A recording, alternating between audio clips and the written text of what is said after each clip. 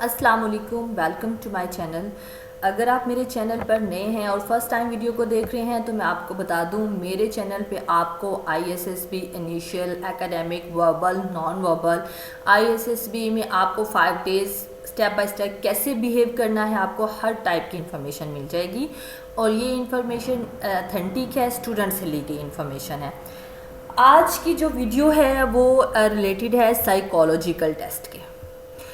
जब first day तो होती है हमारी फॉर्म फिल करवाते हैं, जिसमें एक फॉर्म हमारा जीटीओ के पास जाता है, एक फॉर्म हमारा डिप्टी के पास जाता है, ठीक है। और उसमें से वो 3-4 फॉर्म होते हैं, जिसमें से 2 जीटीओ 2 डिप्टी, इस तरह वो डिवीजन हुई होती है। अब हमें नहीं पता होता कि कौन सा जीटीओ के पास जाएगा और कौन सा डिप्टी के पास जाएगा। अब ये है कि एक साइकोलॉजिकल टेस्ट है जो नेक्स्ट डे होता है, जो 8 बजे से लेके 12:30 बजे तक चलते हैं। उनमें है एक साइकोलॉजिकल टेस्ट में है सिचुएशन क्वेश्चंस। उसमें वो 6 to 7 सिचुएशंस लिखी होती हैं और उन सिचुएशन का वो हमसे आंसर मांग रहे होते हैं, जिनको हमने 2 या 3 लाइनों में हमने सिचुएशन को आंसर करना होता है। साइकोलॉजिकल टेस्ट बहुत ही प्रेशर में होता है, बहुत कम टाइम होता है, और वहाँ पे आपको वो एक तो ये होता है कि वहाँ पे जो लोग मौजूद होते हैं वो बहुत प्रेशर क्रिएट कर रहे होते हैं, बहुत लाउड बोल रहे होते हैं, और वो चीज़ें आपको मेंटली तौर पे डिस्टर्ब कर रही होती हैं। इसलिए आपको इन चीज़ों की प्रैक्टिस बहुत ज़्यादा करनी है। अब सिचुएशन क्वेश्चन को सॉल्व करने का ये तरीका है, आप अपने घर में टाइमर लगा के सारे काम करें। मतलब साइकोलॉजिकल टेस्ट जितने भी आप प्रिपेयर करें वो टाइमर लगा के प्रिपेयर करें। टाइमर के बगैर प्लीज़ प्रिपेयर मत करें, क्योंकि वहाँ आप यहाँ घर में जितने भी आप अच्छी तरह से उसको तैयार कर रहे हैं वहाँ सारी गेम टाइम किया। तो अपना जो आपका जो ब्रेन है ना, आपका जो ब्रेन है उसको आप टाइमर के मुताबिक सेट करें, ताकि वो उस टाइम में आप सोच सके। अब वहाँ पे सिचुएशन क्वेश्चन में आपको 2 मिनट होते हैं, ठीक है। 2 मिनट में आपने जो है वो क्वेश्चन को आंसर करना होता है। आपको वहाँ घड़ी ले जाने नहीं देते।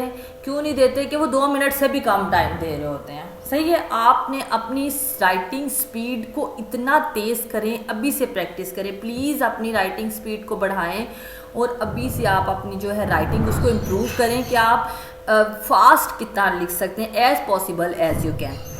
अब जो है, अब मैं आपसे 3-4 सिचुएशंस जो हैं वो डिस्कस करूँगी। उन सिचुएशंस को आप जब उन सिचुएशंस को सुनेंगे तो आपको समझ आएगी कि हमें उन सिचुएशन को आंसर किस तरह करना है। अब फर्स्ट जो है वो एक सिचुएशन जो लास्ट टाइम जो है वो एक ये सिचुएशन आई हुई थी कि आपके वालिद के साहब को किसी ने जो पैसे हैं वो उधार दिए हुए, ठीक है। और वो ये था कि आपके वालिद साहब के पास, आपके फादर के पास किसी ने अमानत के तौर पर पैसे रखवाए हुए हैं, 50,000 हैं। वो अमाउंट आप वहाँ पे मेंशन नहीं थी, बस ये था कि पैसे रखवाए हुए हैं, ठीक है। और आपके वालिद साहब ने फैमिली के साथ प्लान बना लिया है, आपका पेपर है, आप घर पे रुक गए हो, सारी फैमिली चली गई है, आपके दोस्त आ गए हैं। अब उन्होंने कहा हुआ है, और आपको पता है, आपके वालिद साहब आपको बता के गए हैं कि पैसे शैसे घर में हैं तो ध्यान रखना है तुमने। आपके फ्रेंड्स आ गए हैं, वो आपसे बहुत पार्टी का इसरार कर रहे हैं, आपने उनसे वादा भी किया हुआ था। अब आपने पार्टी भी देनी है हर सूरत में और आपके पास पैसे भी नहीं हैं, तो आप इसका आंसर कैसे करेंगे? अब स्टूडेंट्स, मैं आपको ये साइकोलॉजिकल सिचुएशन क्वेश्चन को हैंडल करने के बारे में बता दूं कि हर सवाल का जवाब आपने एक सुधरे हुए, एक अच्छे और एक बाकिरदार इंसान की तरह, और सिचुएशन को देख के कंप्रोमाइज़ करने वाले लड़के की तरह देना है। मैंने क्या वर्ड यूज़ किए हैं? पहला वर्ड एक सुधरे हुए, एक अच्छे लड़के, एक बाकिरदार लड़के जो सबको लेके चलता है, जो बेशक उसके मुंह पे अगर कोई थप्पड़ भी मार रहा है ना तो वो फिर भी पहले सिचुएशन को समझेगा, सिचुएशन को समझने वाला। क्योंकि आप देखिए, ये सब चीज़ों की क्यों ज़रूरत होती है? वो इसलिए होती है कि पाकिस्तान आर्मी पे कभी कभी बहुत टफ हालात भी आ जाते हैं। सामने बैठे हुए DGISPR या किसी को देख लें, ऐसे ऐसे क्वेश्चन हाफी कर देते हैं कि दिल करता है कि मुंह पे उठ के थप्पड़ मार दें इन लोगों के, मतलब कुछ ऐसे क्वेश्चंस भी कर रहे होते हैं। तो उसके ऊपर भी अगर आप देखें कि कितने वो सोफिस्टिकेटेड तरीके से आंसर्स दे रहे होते हैं। वो ये साइकोलॉजिकल टेस्ट इसीलिए है कि कोई वर्स्ट से वर्स्ट कंडीशन है, कोई आदमी कैसा भी वर्स्ट बिहेव कर रहा है, तो आप क्या करोगे उस टाइम पे एक अच्छे इंसान की तरह। ये नहीं कि बिल्कुल ही अपने आप को सरेंडर कर देना और अगले बंदे को कहना है कि नहीं तू बस जो बुराइयां हैं और ज़्यादतियाँ करते जा, नहीं, एक अच्छे इंसान की तरह आपने उसको काबू भी करना होता है उस सिचुएशन को। इस वजह से अब इस सिचुएशन में आपने क्या करना है, सिचुएशन अब आपके पास ये है कि आपके जो हैं आपके पास पैसे भी हैं लेकिन वो किसी की अमानत हैं, आपके वालिद भी आपको कह के गए हैं कि हिफाजत करनी है, ऊपर से आपके दोस्त भी आ गए हैं, आपने ट्रीट भी हर सूरत देनी है, ये कंडीशंस हैं क्वेश्चन की। अब आप इसको कैसे आंसर करेंगे? मेरे लिहाज से इसका आंसर ये बनेगा कि मैं ये करूँगा कि अपने दोस्तों के लिए वहाँ से पैसे ले लूँगा, ठीक है, और वहाँ ये भी कंडीशन है कि आप किसी और से बाहर मांग भी नहीं सकते, यानी कि सिर्फ और सिर्फ वो पैसे ही हैं आपके पास। आप ये कहेंगे कि मैं वहाँ से पैसे ले लूँगा, कम से कम जो है वो अपने दोस्तों को ट्रीट देने की कोशिश करूँगा जिसमें मेरे कम से कम पैसे खर्च हों, ठीक है, और बाकी जो पैसे हैं वो अगर मैं जो पैसे ट्रीट लेने की निकाल रहा हूँ और बाज़ार से कम पैसों में मैं चीज़ें लाऊंगा, और फिर भी अगर उनमें से कोई पैसे बच जाते हैं मैं वो वहाँ रख दूँगा। मेरे वालिद साहब वापस आएंगे और मैं जो है वो अपने वालिद साहब को बता दूँगा कि ये बात है। अब कुछ बच्चे बहुत आइडलाइज चले जाते हैं, आइडियल जवाब देने की कोशिश करते हैं। तो वो साइकोलॉजिकल टेस्ट इसलिए होता है कि साइकोलॉजिस्ट ने साइकोलॉजी तो पढ़ी होती है और उसको ये कुछ बैनुल-अक़वामी तौर पे सच्चाइयाँ होती हैं कि हम उस टाइम पे हमारे सडन रिएक्शंस क्या, एक ह्यूमन बीइंग का सडन रिएक्शन क्या हो सकता है। तो जब वो एक आइडियलाइज चीज़ें भी स्टूडेंट लिख रहे होते हैं ना, उसमें भी वो उसको पता चल जाता है कि ये अपने आप को बड़ा ये बनाने की कोशिश कर रहा है। तो हमेशा एक स्मूथ वे से जाएं, अपने आप को बिल्कुल ऐसा साबित करने की, वहाँ पे आइडियल आंसर देने की प्लीज़ कोशिश मत करें, ठीक है ना, क्योंकि हम ह्यूमन बीइंग हैं। उनको एक वहाँ पे एक ह्यूमन बीइंग, एक अच्छा एक इंसान ऐसा चाहिए होता है। और हम अगर वहाँ पे ये इस तरह की शोखियाँ मार भी आएंगे ना क्वेश्चंस में, तो उससे उनको पता चल जाता है कि ये प्लान्ड आंसर्ड है, ये आइडियल आंसर है, ये इनप्रैक्टिकल आंसर है, ये प्रैक्टिकल आंसर है, ऐसा वाकई होता है, ठीक है ना, ये ह्यूमन नेचर है। तो वो ह्यूमन नेचर को कर रहे होते हैं, स्टडी उनका करने का मकसद यही होता है, ठीक है। अगर आपका अपना जो आंसर है इस क्वेश्चन पे, आप वो भी कमेंट बॉक्स में लिख सकते हैं, ठीक है। और दूसरी जो है वो मैं आपको एक सजेशन देना चाहती हूँ कि आप साइकोलॉजी के बारे में, ह्यूमन नेचर को भी पढ़ें, ज़रूर पढ़ें, ठीक है।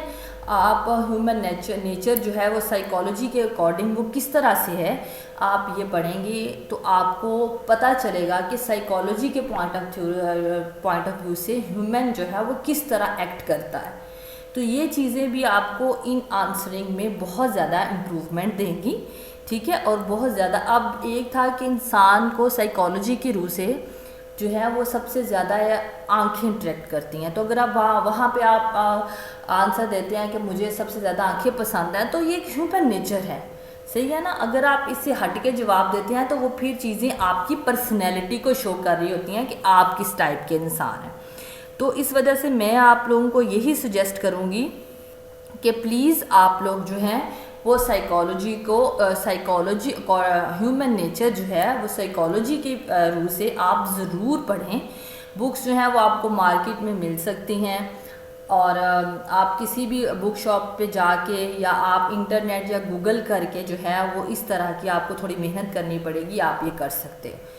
अब एक और सिचुएशन है वो मैं आपसे डिस्कस करती हूँ, उसमें ये है, उसमें दूसरी सिचुएशन ये थी कि आपकी सिस्टर है और ये गर्ल्स को क्वेश्चन आया था, ठीक है, और आपकी सिस्टर बहुत मॉडर्न है, ठीक है, और घर वालों ने उसकी शादी एक ओल्ड फैशन्ड आदमी से तय कर दी है जो 40 इयर्स है, और आपकी जो सिस्टर है वो 28 इयर्स ओल्ड है, और उन्होंने शादी तय कर दी है, और वो ओल्ड फैशन्ड है लेकिन बहुत रिच बंदा है वो, और आपकी बहन ने कहा है कि मैं घर से भाग रही हूँ, मैं इस आदमी के साथ शादी नहीं कर सकती, तुम मेरा साथ दो। और दूसरी बात यह है कि अगर तुमने ये बात माँ बाप को बताई तो मैं जो है वो ख़ुदकुशी कर लूँगी। इस सिचुएशन में आप क्या करोगे या आप क्या करोगी? सही है, एक ये सिचुएशन थी।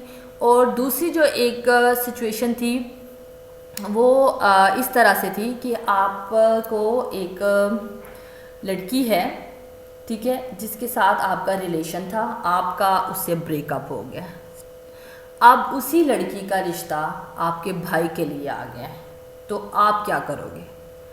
ये 3 सिचुएशन वो हैं जो मैंने आपसे डिस्कस की हैं, ये जो हैं वो आई हुई हैं, ठीक है। अब एक और सिचुएशन है कि आपके टीचर हैं, वो क्लास में कुछ बहुत वियर्ड हरकतें करते हैं, जिसकी वजह से आप और आपके साथ उन्होंने कोई बदतमीज़ी करने की कोशिश की है, और क्लास के बाकी भी लोग हैं उनके साथ भी करते हैं, लेकिन आपसे ज़्यादा ही कर दी है। तो अब आप सारी क्लास में प्रोग्राम बनाया है कि इस टीचर के ख़िलाफ़ जो है वो मैंने स्टैंड लेना है, ठीक है। और आप वहाँ प्रिंसिपल तक गए हैं, सारी क्लास पीछे हट गई है, सिर्फ आप हैं। अब बताएं आपका अब क्या रिएक्शन होगा? आपने अब इन क्वेश्चंस को आंसर देना है। जितनी भी अब मैंने आपके सामने सिचुएशंस रख दी हैं, उन सिचुएशन के आप मुझे आंसर्स दें। और इन आंसर्स का मतलब सिर्फ यही होता है कि कम प्रेशर में, आप देखें कि वो क्यों कम से कम टाइम रखते हैं, कम से कम टाइम में आपकी फ़ैसला लेने की काबिलियत कितनी है, आप कितनी जल्दी कर सकते हो, यही जो है ना वो आपका टेस्ट होता है आपकी काबिलियत का, कि एट अ स्पॉट आप क्या कर सकते हो। तो ये मेरे पास एक टॉपिक आया था, तो मैंने सोचा मैं आप लोगों के साथ ज़रूर डिस्कस करूं। आगे भी जो सिचुएशंस क्वेश्चन मेरे पास आएंगे वो मैं आपके साथ ज़रूर डिस्कस करूंगी। तब तक के लिए अपना बहुत ख्याल रखें, अपने इंग्लिश को बहुत इम्प्रूव करें और करंट अफेयर से अवेयर रहें। Thank you so much. अल्लाह हाफिज़।